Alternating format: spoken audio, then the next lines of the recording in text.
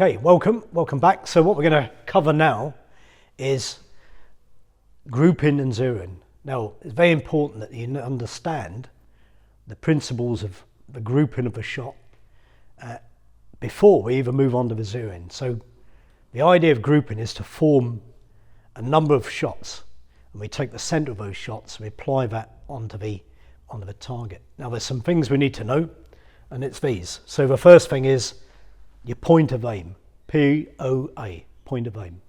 Now, your point of aim is where you're physically aiming at the target. So we're going to use this red diamond, so our point of aim is exactly in the center. Now, it might be, you might choose to use a tip or even a different type of target. For me, the diamond seems to work very well. What is important though is the precise point is where you're going to aim all these shots. The next thing is your point of impact, POI. So point of impact is where the rounds are going to land. Now, at this stage, it's not so essential that your shot's going to land in the red diamond. They may land off to the side. The important thing is we really want our point of impact to equal the point of aim, and that's the idea of grouping and then later zeroing. The CZP, this stands for correct zero point, and the correct zero point in the military is normally at the base or on a white patch or an allocation on a target where the shots are going to be aimed and they're going to land. Depends on the type of sight being used. For a scope rifle, like what snipers would use and civilians, the point of aim is your point of impact, and that also is your correct zeroing point. Finding the mean point of impact, or MPI, this is where we're going to fire a number of shots onto a target, and then we're going to take the center of those shots and put them onto, we're going to move them and make the adjustment to the actual point of impact. Okay. So the first thing we're going to do, we're going to fire 5 shots. So I'm going to use the traditional military way of using stickers. So we fire shot number 1. Okay, not on the target. Remember, we're aiming at the red diamond, in the center of the red diamond. So we take our time, we fire shot number 2. Quite a good shot. Again, not where we're aiming, but that's irrelevant. The important thing is to concentrate and get this correct. So we're concentrating on the point of aim. We're not too concerned about the point of impact. Shot number 3. Again, not too bad, slightly off, but again, not too bad.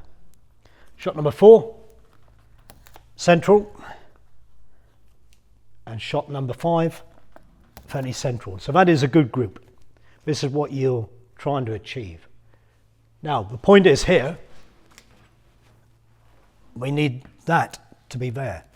So this is where we're going to move this grouping, and we're going to put it onto the point of aim. And then equally, then we're going to get hold of a sight of a rifle, and we're going to adjust the zero. So what we need is we need a ruler. So remember, we're now at 100 meters. So I'll write that on the board here. 100 meters. And remember, with the mil radian system, each click equals 10 millimeters. So 1 click equals 10 millimeters. So all we need to do is we need to measure from the point of aim to the center of the mean point of impact. So we take the ruler, we find the mean point of impact, and to get this more precise, we could measure it. So this is saying 42, so we're going to find 22, so around about there. We check that's correct. It's important to get this precise. So we draw a little line down there. So there's our vertical line. Bring that across.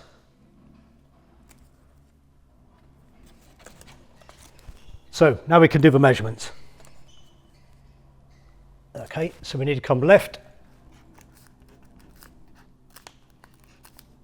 100 millimeters. Remember, that's 10 clicks. And we take the center point again.